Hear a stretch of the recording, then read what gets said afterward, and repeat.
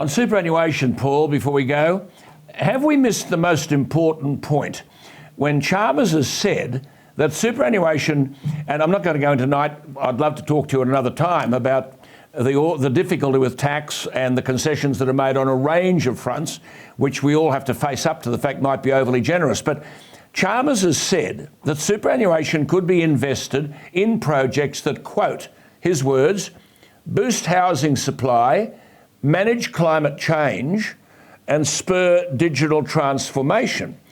Now, Paul, as I've said, if superannuation fund managers believed those projects were sensible investments, they could do that now, couldn't they? Well, precisely. So again, this is another issue which the government has put on the table, and I think that this is going to be a pretty daunting issue as far as the government's concerned. We know that superannuation trustees have got a statutory responsibility to make investments to maximise return for their shareholders, that is for the retirement incomes of the Australian public, whose money it is. We've now got the government saying that the government thinks, however, that some of these investments can serve national interest purposes or the purposes of the Labor government when it comes to social housing or other issues. I think this is going to be a very difficult issue and on which to find a point of reconciliation. It's very damaging. See, just Paul, Morrison proposed, albeit in the last week, that superannuation money could be used to assist people getting into a home, assist with the deposit. Labor was screaming from the treetops, but now they seem to be saying that your money, my money, and the money of people out there in superannuation can be used to get someone else into a home, but they didn't want it to enable you to get your own home. How does that make sense? Well, Peter Dutton's made that point, and I think it's a sort of pretty potent political point to make. There are two conflicts here.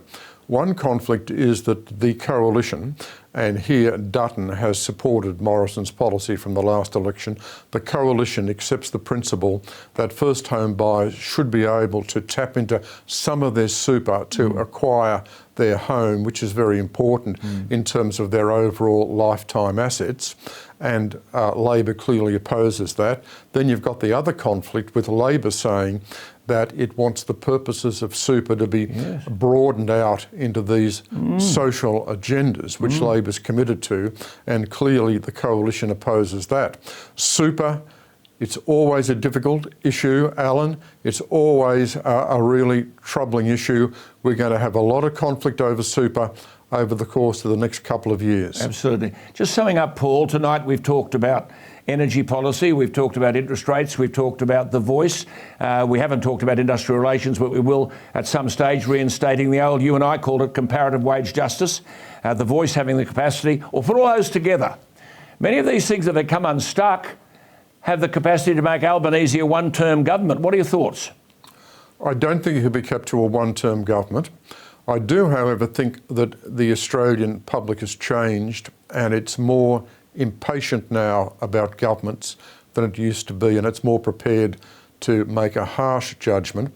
So far, though, I think Albanese has still been enjoying somewhat of a protracted honeymoon. I think this will continue for some time. The coalition was very badly damaged at last year's federal election, Alan. I think it will take the coalition some time to recover.